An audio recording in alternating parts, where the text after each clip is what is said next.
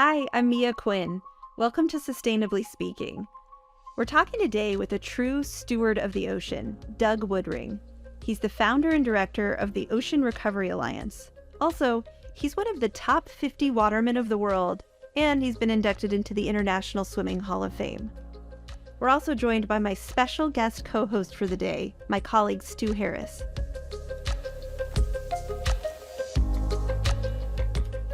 Hi, Doug. Thanks for joining us. Hi, Mia. How are you today? I'm great. And Stu, let me introduce you as well. Hi, Mia. Nice to be here.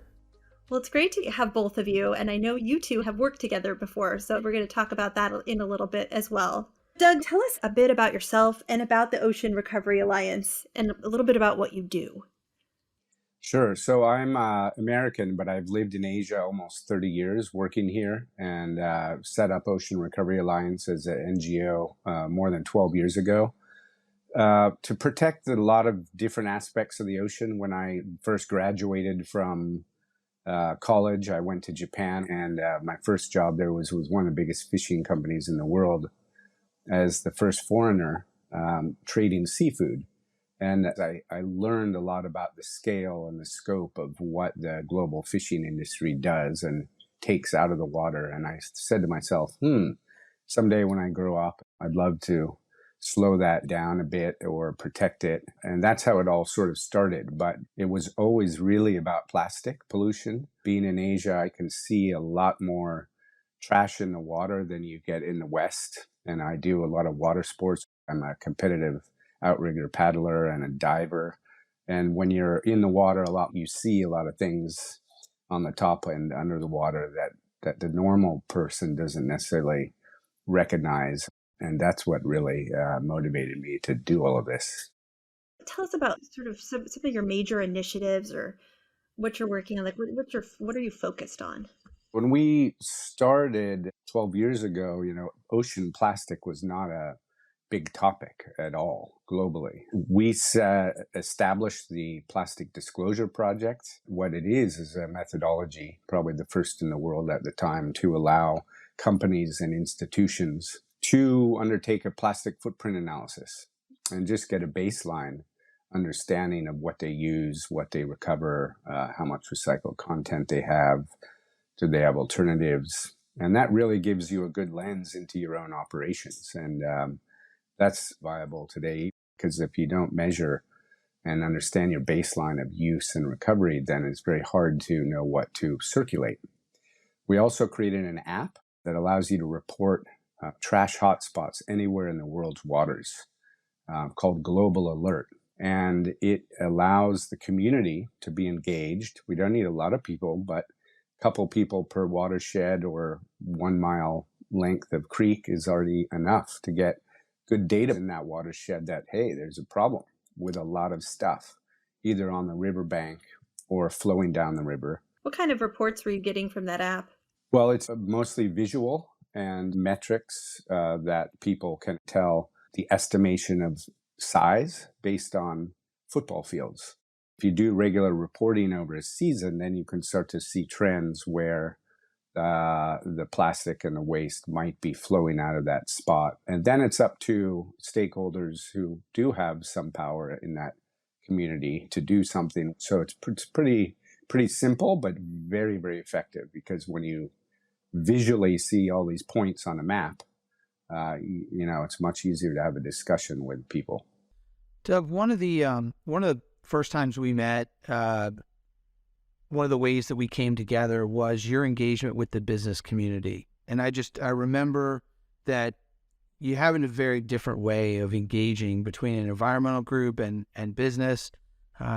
So kind of, where did that come from? Where did that originate? Why do you take a different approach to engaging the business community, and how has that been successful? Yeah, well, I didn't plan it that way, but I think that's one of my assets. I did go to business school, and I have 2 master's degrees, one in international relations and international economics. And I came from a business background and an entrepreneur background. In fact, really what we're doing with Ocean Recovery Alliance is environmental entrepreneurship. Every program that we start is actually a mini startup. I'm not a scientist or a ecologist, and a lot of the community that grew up studying the ocean and animals and bacteria come from a different background than plastic and policy. And that's more where I come from. So blending the two discussions between policymakers, brands, users, producers, and the environmentalists and the sports people, for that matter, like had some skill, I guess, in translating between groups, whether it's to eighth grade kids, to professors and policymakers and brands. So, Doug, you're a big water sports athlete. I love the water. That's where I get my energy from here in the DC area. I was spending time out on Chesapeake Bay. It recharges me. It inspires me. Is that where you draw your inspiration? Is that where you kind of get that drive to come up with these creative ideas? It certainly is in many ways. When you're in the ocean and you're swimming and you come right up to a plastic bag, the first thing you think of is that is a shark. So running these races and having that shark feeling happen too often is one inspiration. The other thing is when you race outrigger canoes or kayaks, you get plastic on your rudder. And if you have to jump off in the boat to get clear of the rudder in a race, that's also not very nice. When you're diving and you're in crystal clear water and there's suspended material, that all really brings the motivation. So you've been working in this for a long time. How do we keep plastic out of the waterways in the first place? Well, I think there's two things. One is obviously better waste management, and I should say material recovery, because we all want to avoid waste to landfill. But most countries do not have pickup. They do not have the trucks. They don't have the money. They don't have the processing. So that material in general gets lost to the environment. Mostly what we're trying to do is prevention on the land side. But going back to Global Alert, if you don't fix the waterways, even just on the surface layer, you don't have trust in that community at all that you are doing something as a government or a jurisdiction for the community to keep things clean. So a perfect example is we did this in Cambodia, cleaned a river. It was always dirty. And the monk, it was across from a pagoda. The monk just stood out there with a big smile on his face, looking at the water. And he said, now I can finally tell people that the water's clear, that if they put their trash in the water, they will have bad karma. And that means a lot in the Buddhist world. And it couldn't be done before because they simply did not trust him, because there was a thick layer of slow-moving trash in that water 24/7 for the last 20 years. So the dynamics of just bringing trust into that system are huge, because now you can talk to the community who's now working together actually to manage these booms and nets. Now you can talk to them about other issues. Let's work on recycling now that we know what's in the water. It just drives a lot of trust and pride, which doesn't exist in much of the world, I think. And so that's really important visually and psychologically to start with our waters. I think in the US, a lot of our listeners right now are probably like, what? Where in the world is this not happening, that garbage and the recycling pickups aren't happening? 90% of the rest of the world. And there's all kind of reasons why this doesn't exist. Philippines, Indonesia. Indonesia has 15,000 islands. Philippines has 7,000. You can't just drive a garbage truck across island to island to island to island. There's no bridges. There's no access. They're mostly small communities. And the problem is you can get 1 foot of rain in 25 minutes in some of these places. Even 1 inch is already enough to float lightweight plastic into a gutter and a stream and a river. When you don't have the proper waste management, it's a big task for all of us just to manage it and control it so it doesn't get lost to the outdoors. Stu, I want to ask you, because I want to hear from your perspective as well. How do we keep plastic out of the ocean, out of our waterways? I think Doug said it really well. We've got to build trust at the local level. And I think that's the most challenging part of this problem. And that's the thing that's just so inspiring about what you figured out. You look at problems differently than others in the environmental community because you've got a business background, an international background. You've lived in parts of the world where they do have these challenges, where many of us aren't used to seeing that on a day-to-day basis. But you've taken it a step further, building trust at the local level.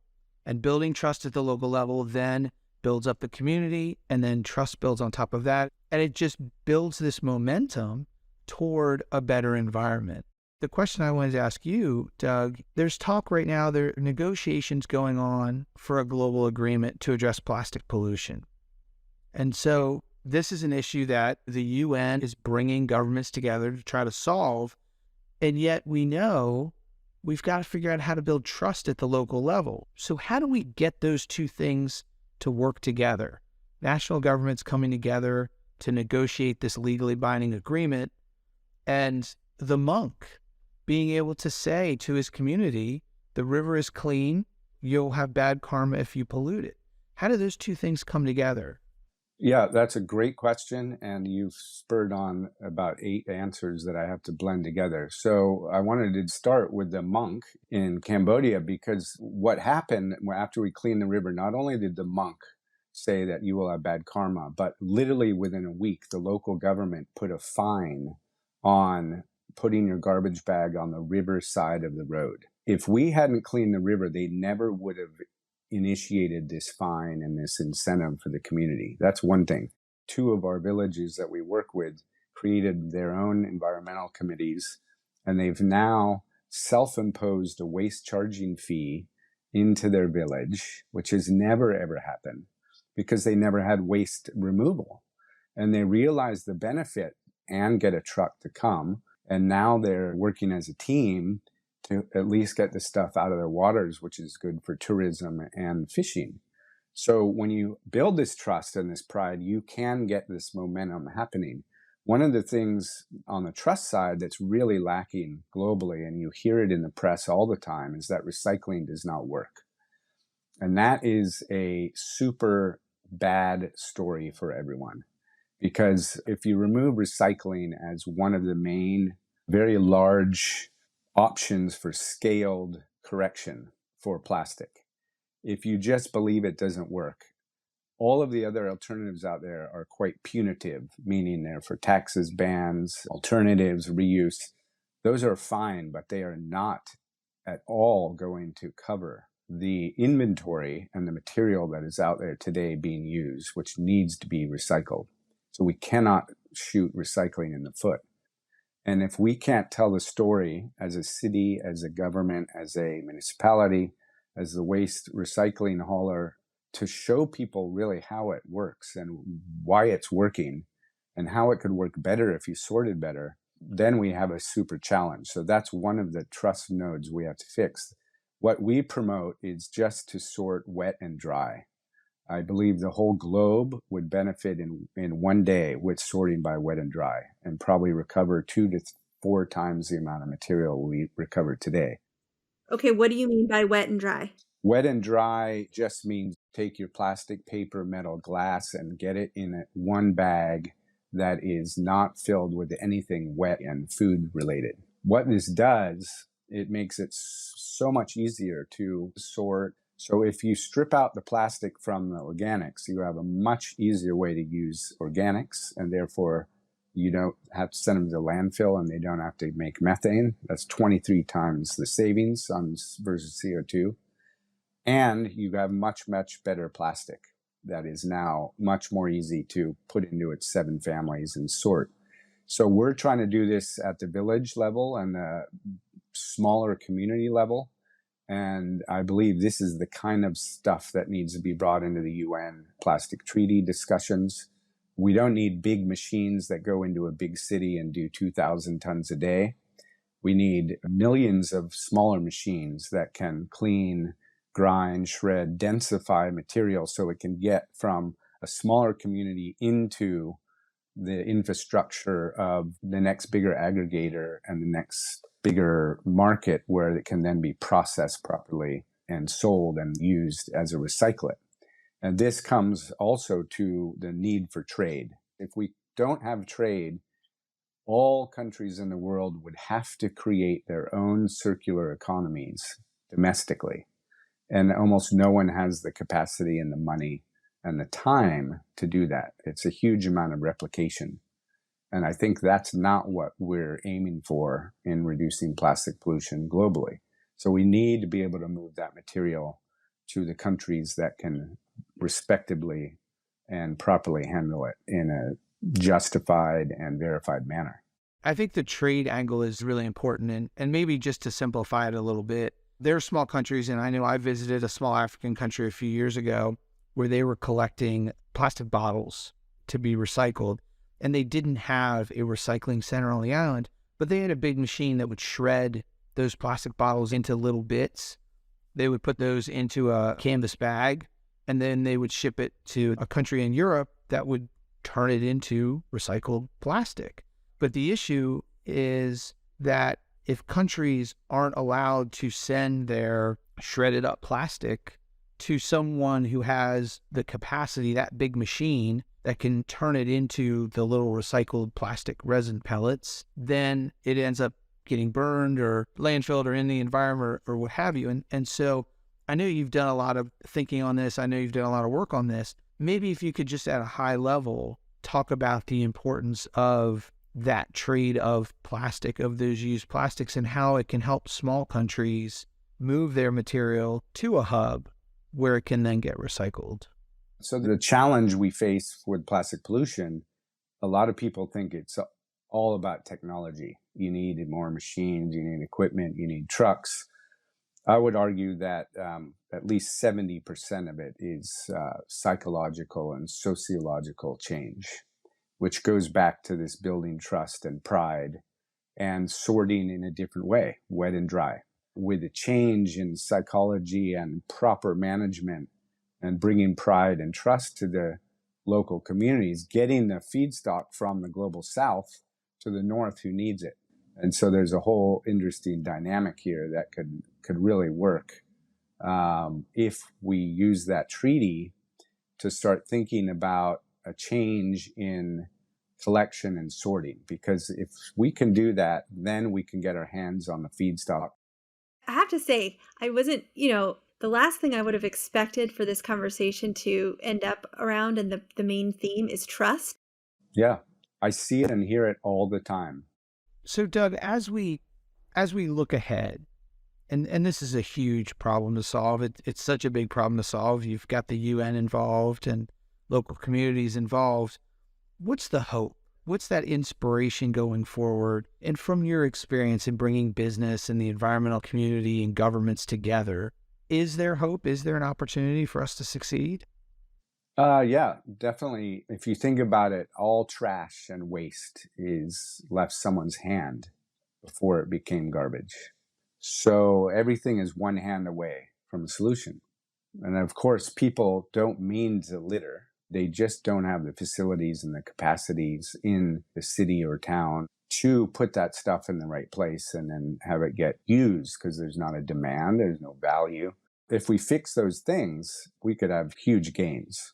And all the countries of the UN are now woken up to this big problem. If we bring in the right solutions and programs and really build a circular economy that's global, not a repetitive, replicated, forced one in a domestic scenario for every country, then we could really make a big difference. I think this treaty can help galvanize that thinking, but we have to allow it to happen. Again, trade and global circularity needs to really, truly be part of the solution set here. Oftentimes, at the heart of the issue and everyone's core position is pretty much the same. We all want to eliminate plastic waste in the environment. And so we're all agreed on the objective, but we have very different perspectives from where we sit, if we're industry, environmental group, academia, government, and we all have different solutions. How do we break that down? The world is not perfect. There's almost no way you can go from 0 to 100, from badness to perfect goodness in one move. And the problem that a lot of issues have is that the groups who want to have a perfect world from day one often shoot innovations in the foot and basically stop the ability for innovation to even happen because they say, well, it's great that you have 10% benefit, but there's a 0.002% problem with this side effect happening. And we really have to think to ourselves, do we want to save the 10% or are we going to worry about the 0.002%? So that's the challenge, is showing how that works. So you can't not do something because you're afraid of not having the perfect end result. You have to do this in stages and show people. And when you do that, then you can get the momentum to get on to the next stage. If we don't let those things happen and let the snowball start building when you push it over the hill and get momentum, then we have a problem. So when we were speaking, I was speaking at a huge monk event once in Ladakh, India, and they introduced me as an activist. And I don't like that word because it feels like agitation and divisiveness. And I said, no, I'm an actionist. I just get programs started and show people how they can work, even if they're just small. And I think if you do that, whether you have government support or not, often you don't need it. Often the brands, don't need regulation to make that change.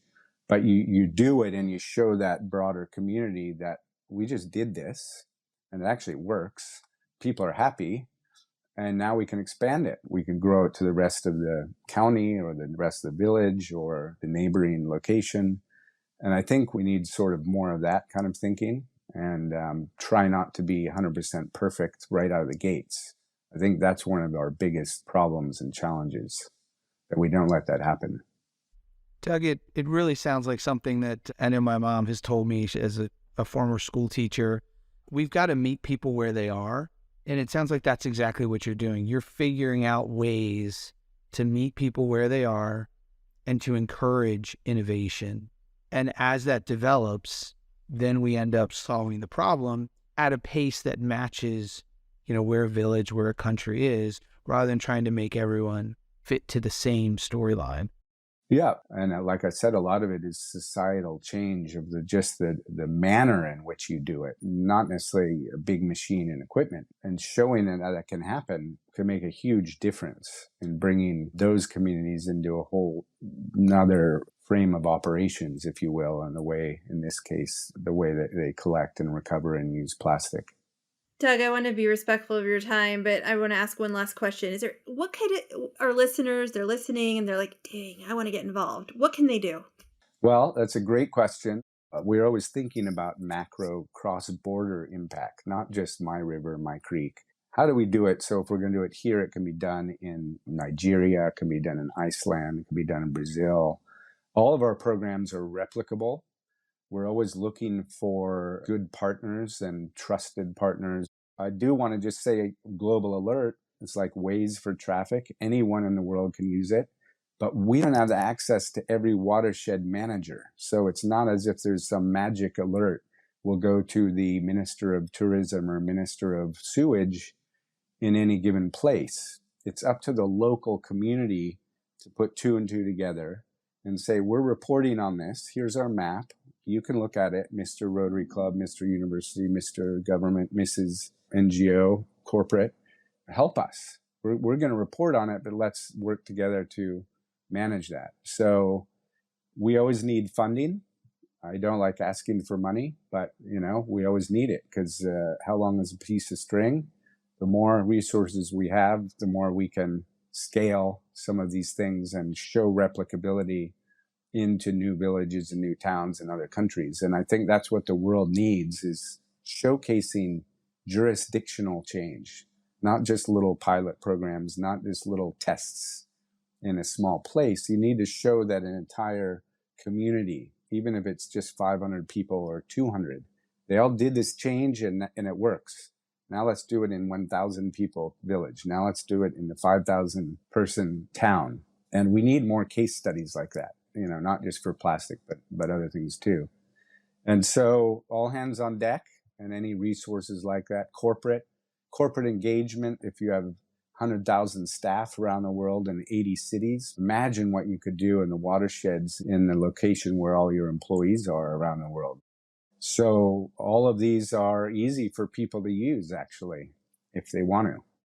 Doug, Stu, thank you so much for your time, for being here. We are all in different time zones right now. Some of us are just getting up and some of us are about to go to sleep. But thanks everyone for joining us. This was a great discussion and hope to continue it soon. Thanks for having me. Doug, that was awesome. Thank you so much. I really appreciate it. Yeah, thanks for the questions. And to our listeners, thanks for joining us. Are there any topics that you'd like to bring up on the next show? Let us know. I look forward to sustainably speaking with you soon.